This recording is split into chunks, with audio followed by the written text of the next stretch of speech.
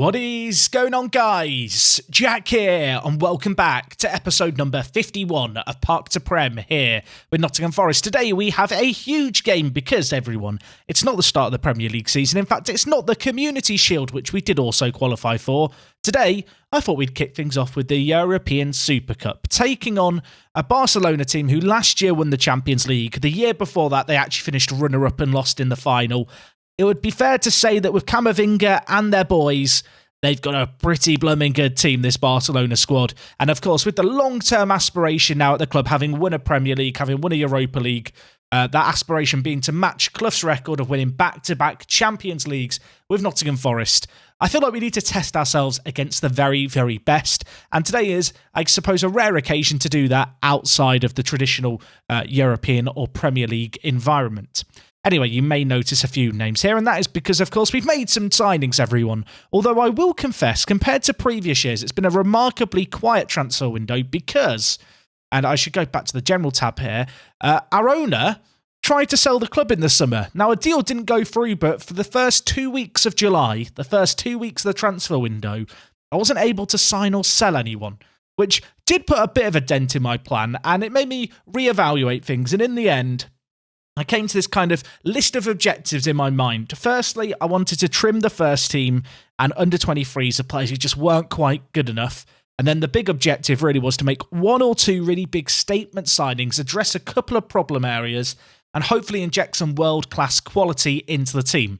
I'll let you be the judge of whether or not we managed to achieve either of those things. But if we just look at the outs to kick things off, a long list here, £157 million made in sales, the biggest of which was Juanjo Hernandez, who has gone to Leverkusen for £31.5 million.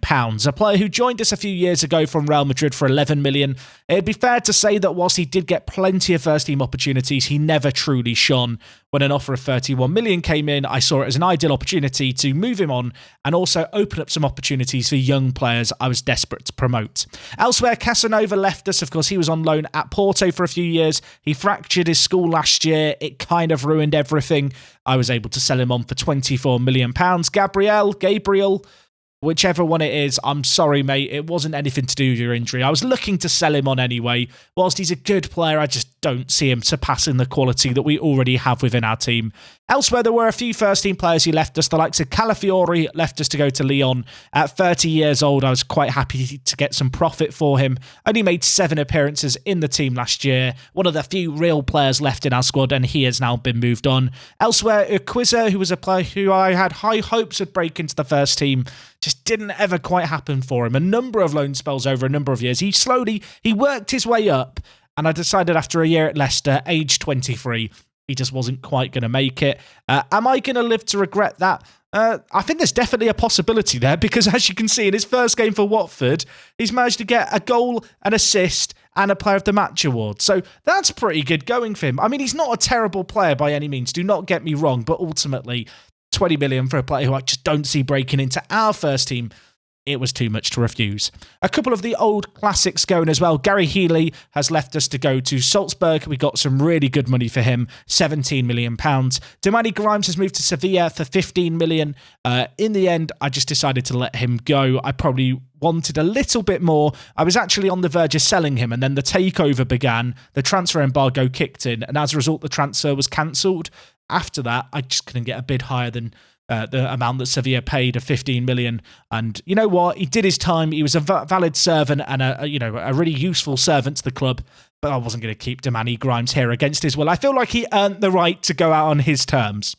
Anyway, a few other players you can see here, the likes of Roberto Cruz and Shvetskov.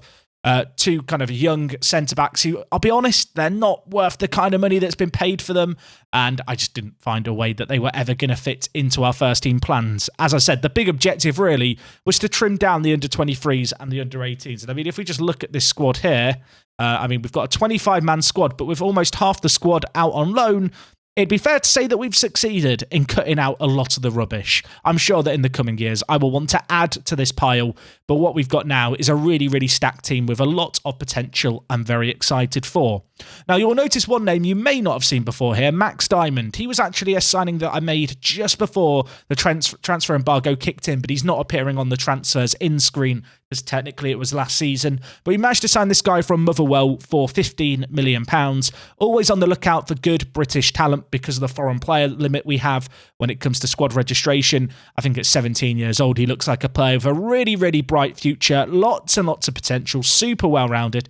Not maybe the best defensively, but besides that, I think he's got the makings of a real star. Anyway, shall we talk about the transfers where things get really, really interesting because there's been big money spent, and I'm not talking about Max Moore, who I signed to bolster the numbers in the under-18s, and I'll be honest, my scouts lied to me. They said he was better than this, everyone. I'm telling you this now. He looks potato, so we're not going to talk about you, Max. I'm sorry. Instead, we're going to talk about two players who have come in for an outlay of £170 million. That is a hell of a lot of money to spend for a club of our size, and they are the only two additions to the squad.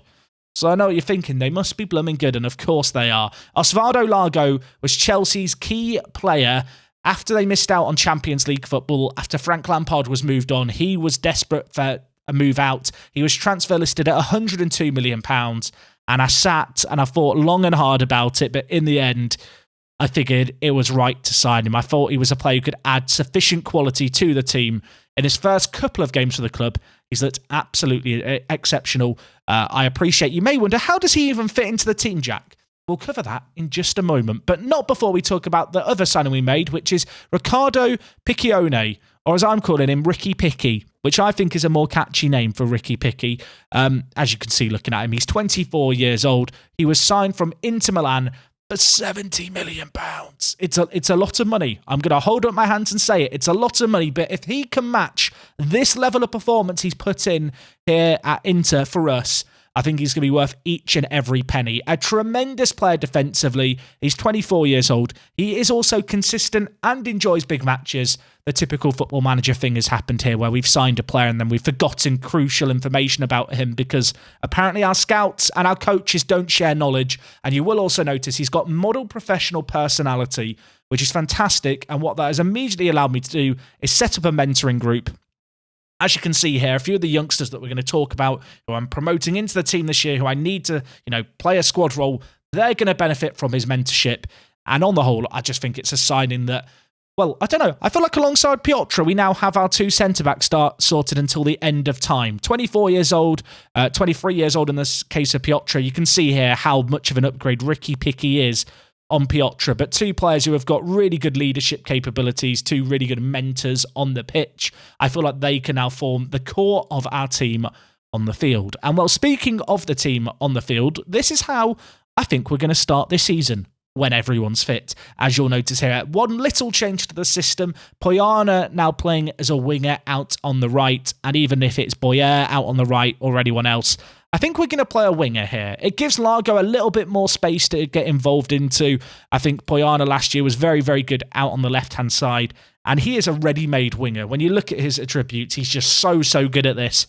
At 21 years old, I don't know. I hope we're going to unleash him this year. I feel like for the last couple of years, the player out on the right-hand side in this system didn't really work. It didn't click. Be that the match engine, be that the system itself. I think a little tweak here, very slight one in truth, is going to hopefully pay dividends for us. Now, you'll notice that Largo is starting in the team, and obviously Ricky Picky is as well. That does mean that Paulo Silva drops to the bench, but nevertheless, he's a fantastic bench option to have. With us being in the Champions League this year, there's going to be need for rotation. There's going to be needs to have multiple starting 11s. I see him as still a regular member of the first team. You'll also notice that Van Dijk, obviously replaced by Largo. I mean, Van Dijk is a very good player. Largo is just a significantly better upgrade in a load of different areas. But the really nice thing actually about Van Dijk is he can play centre mid, he can play striker, he can play left attacking mid. There's plenty of options there. And as a player on the bench, I mean, could you ask for a much better option? I don't think you could, in all honesty. You will notice that AMLO is still at the club and he has signed a new deal with the team. I have kind of bit the bullet now and accepted that I'm probably going to be upping the wages of a fair few first-team players significantly over the next year or so. Of course, Ricky Picky and Largo coming into the team, now the two biggest earners, but they are two absolutely world-class players who just, I feel like, add that quality to the team. In the case of AMLO, he had 1 year left on his deal. He wanted to stay. He is going to be English because he's been in England for 5 years at the end of the year, which will mean he won't count as a foreign player anymore. So as much as I would like to sell him on, because we are slowly but surely getting a little close to that foreign player limit. Having a player like Amlo, who is only 1 year away from being classified as English, obviously helps out massively. Additionally, I did try and sell him over the summer. The biggest bid I got was 20 million. I'd rather renew his contract now, make sure we don't lose him on a free, and then look to sell him on for a little bit more than the 20 million that we were able to be offered this year, which I have no doubt was influenced somewhat by the fact his contract was, of course, expiring. Anyway, if we just look at the team as a whole and sort by position, you can kind of see the squad situation here. 27-man squad, nothing too crazy going on. A few new faces, though, into the team. Miguel Benavides was kind of a frequent visitor on the squad screen, although he didn't play much for us last year. With Calafiori going out, with Juanjo Hernandez going out, I see this guy being a very important backup right back for us this year. He's got quality. He's got potential. I want to give him an opportunity to shine. Elsewhere, of course, we've got Huttinen, who kind of by chance ended up in the first team last year. He holds down a spot as a backup centre-back. And perhaps the player I'm most excited about out of everyone in this team, Ronaldo Ramirez. This guy is 20 years old, a Mexican international. Right now, he's got a little bit of a decline, not because he's training badly, but because we're actually training him to play a new position. And if a player starts learning a new position without their current ability increasing, you get what we can see here. But basically, he's a natural centre-back. He's a natural natural centre-mid. He should be playing centre defensive mid as well. The idea that he wouldn't know how to play that position when he's natural at centre mid and centre back makes no real sense to me. But we're going to train him in it. I'm really excited about him. Loads of potential, 20 years old. I think long term he could be our ideal ball-winning midfielder, or alternatively, he could turn into an absolutely tremendous centre-back for us. I do feel like, though, with 18 passing and some of his physicals, he'd almost be a little bit wasted at centre-back, hence the kind of career change that we're offering him, where I feel like he could be a ball-winning midfielder in the not-so-distant future. Anyway, besides that, the squad is very much the same squad that you know and love. Of course, Owen Ricketts saw that really long-term injury happen at the end of last year. He's out for 2 to 5 months still. Elsewhere, for today's game, we have got a couple of injuries. Erk and Navio struggling.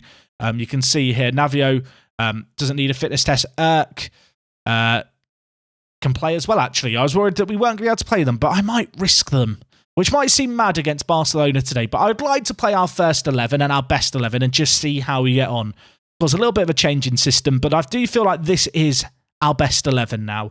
Obviously, a new centre-back, a new centre-mid. I feel like between Gonzalez, Erk and Poyana, we have quality in the final third. Sampaio at right-back, by the way, has had a tremendous summer of development, which still has me excited. It's easy to forget how young this squad is. So many players in their early 20s, lots and lots of potential, hopefully still there to be fulfilled. And hopefully we're going to see a little bit of their current ability right here and now. Actually, before we get into today's game, I've already mentioned it. We played 2 games already this year, but I wanted to come back for the Super Cup. We actually played against Tottenham in the Community Shield and then Southampton in the league. In the Community Shield, what a blooming game, everyone. Let's just discuss this for a second. Gonzalez got 4, not a hat-trick, he got 4. Yeah, he was absolutely nuts for us in this game. And this came after we actually went 2 goals down inside the first half an hour. Not an ideal start at all. Maynard with the first, then Andy Easton with a finish where, I don't know, you can look at Toby and goal and go, maybe he should have saved that. But from there, despite going 2 goals down, we remained cool-headed, we remained in control, and we scored some really nice goals. Largo was pulling the strings in the deep area. I think he got 2 assists in this game, both for Gonzalez. And truth be told, it was just the Gonzalez show, everyone. It was an absolute masterclass by him up front. He scored with his head, he scored with the ball down on the deck. And, well, hopefully, it's a taster of things to come. He was absolutely tremendous in this. It was 2-2 at halftime. By the end of the game, it was 4-2. We had absolutely dominated. And, well, we put on a bit of a clinic, creating chance after chance. Largo played well. Defensively, we looked good too. If that's a taster of how we can play against the big boys, which I am going to throw Tottenham Hotspur in the kind of bracket of big boys, but if we can, play this well against them, I'm quite excited to see what we can do over the course of this year. You can see as well in the league. We took on Southampton. This one finished 2-0. It was dominant. Gonzalez with 2 goals, the latter of which did come in extra time. Again, Gonzalez good, Largo even better. He picked up man of the match in this game. I'm very, very excited by Largo to see what he could do. He is an absolutely nutty Mazzala. But anyway, let's get into today's game. We are taking on Barcelona in the Super Cup. I can have 12 subs for this game, everyone. Oh my word, I love this. Right, just click everyone in. Ionu, you get a spot on the bench. Hamada, and that's the bench, everyone. Sorry, Hutanen, I was going to put you on, but I've opted for a goalkeeper despite never needing a goalkeeper. That's the comment question of the day, everyone. Have you this year in Football Manager had a goalkeeper get injured during the match? Obviously, it's kind of well known and well documented. I don't play with a goalkeeper on the bench. It's just not how I roll. I think since FM13, I've had 2 instances where it's bit me in the butt, and none of those have been in FM21. Either way, shall we get into this game? I'm very, very excited to see what we can do. It's the European Super Cup, a chance for us to show ourselves. Worth noting, Reimer, who was one of Manchester United's star players, signed for Barcelona in the summer. There were some very, very big transfers going on. Hopefully, he's not going to be a pain in our arse playing in the centre attacking mid position. But this is a very, very good Barcelona squad. We're not going to go into this game and show them respect. We're going to come in here and play our natural game and see how it serves us. And well, early on, we've got a set piece, everyone. It's going to be Kusat Erk over it. You may notice he's not in Barcelona or PSG colours. That's because he's still at the club. And well, we didn't actually have a transfer bid for him over the summer. No one showed any interest. He still wants to leave to go to another club, a bigger club. I don't know what that means. We've just won the Premier League. But yeah, no one's bid on him. I'm hoping that when the transfer window slams shut, he has this moment of reflection and realisation that actually we're his home. Obviously, the great thing about Erk is even when he's miserable like he was for all of last year, he managed to dominate all the Player of the Year awards. So even if he wants to stay unhappy, I'm not going to be too worried. What I am going to be worried about is the fact that Simplicio has just scored for them. He is a player who was in the Ballon d'Or voting. I'm pretty sure we looked at him a few episodes ago when we were looking through all the awards. It's Ansu Fati on the far side. Who is that who slid in there? Sampaio, mate. I've bigged you up. I've said you've been improving, and then you've done that to me. Good goal for him. Should we take a peek at how good he is? I already know how good he is, but just for the benefit of you guys, I believe the term is very good. He's like a little bit better than Erk. It's not a world of difference, to be fair, but it is pretty close. Anyway, straight into another highlight. Half an hour gone here. It's 1-0 to Barcelona. They lump the ball forward to Fati out on the far side. He's going to be looking to get it in. It's blocked by Sampaio, but cleared against the defender. What is happening? Help us. Get it away. I don't know why I'm saying help us like I'm expecting divine intervention to happen. Largo over the corner. Whips it in. It's headed away. Also, a few of you guys mentioned on yesterday's video, the mic, or a couple of days ago, it wasn't yesterday, that the mic sounded a bit bad. I've done some audio tweaking, so I'm hoping that today I sound more beautiful than ever with the new microphone. And if I haven't failed, which knowing me I could have done, the video's also at 60 FPS too, so it should look smoother than ever. If either of those things don't hold true, if I sound worse and the video's at 30 FPS, I failed somewhere, everyone. And you can blame me. Anyway, Sampaio, long throw forward. Poyana, for a second, looked like he wanted to be under it, and then it looked like he got a bit scared of the ball coming down. In the end, he dodged it. Ricky Picky, though, with the header to Largo. Am I allowed to call him Ricky Picky, everyone? Please I feel like Ricky Picky's a good name. Whether or not it rolls off the tongue remains to be seen as Lind hits it. Wow.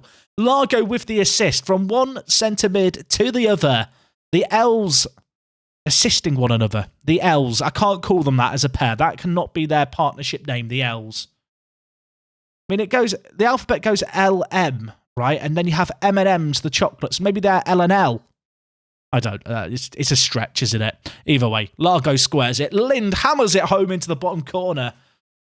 Finds the back of the net, of course. He was not available for that Europa League final because of an injury at the end of the year. We miss his influence, I feel like, Lind. He's such a good deep line playmaker, and he is a player, actually, who our staff still think could improve.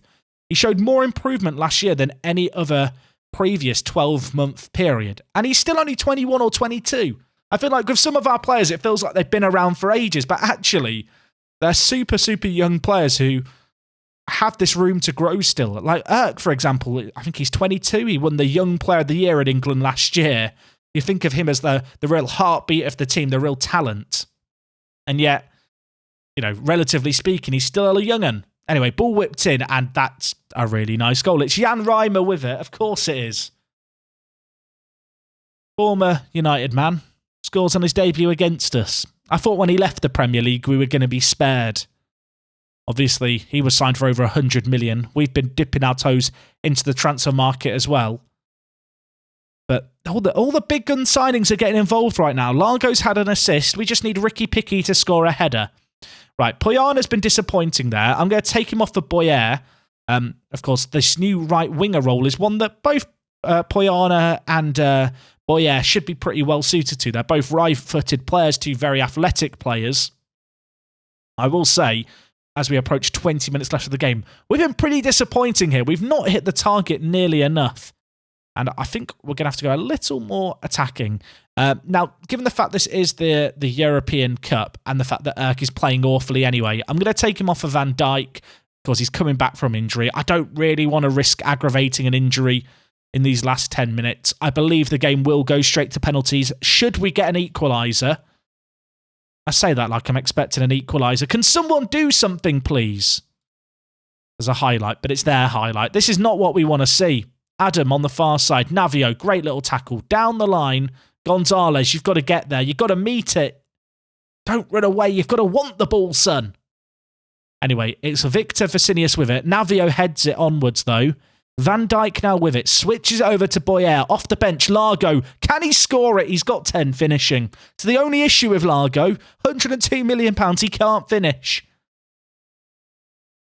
Oh, that was the chance as well, wasn't it? Would Van Dijk have scored it? Answers on a postcard. Right, Lind with the ball. Plays it inside. Headed away, but back only to Lind. Piotr now with it.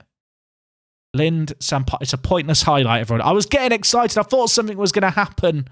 Nothing's going to happen. Barcelona win it. I don't want to watch them lift the trophy to the dressing room.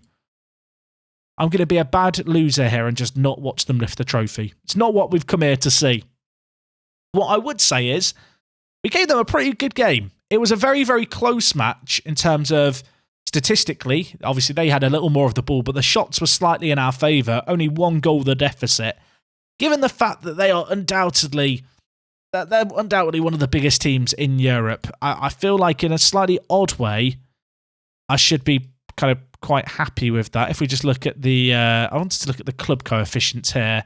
You can see they are the best team in Europe by a quite significant margin, especially in recent years, to reach the final this year and then win it the previous year. It was always going to be tough, but we pushed them hard. I would not be surprised if we maybe, hopefully, meet them at some point later on this year. You know, maybe a Champions League final. That'd be nice to see. We can get some revenge then. I might be getting a little bit carried away with myself here and planning a little too far ahead. You can see here, Ricky Picky was only making his debut. Something I didn't really mention was the fact he actually only signed for us a couple of days ago. So, throwing him in a little bit at the deep end there. Only 2 days with his new squad. But he did okay. He didn't shame himself. The big thing for us now, I suppose, is going to be focusing on the league and making sure we get off to a good start. Just looking a little further ahead at what's on the horizon. We've got not an easy start. We've got games against Man City and Arsenal, for example.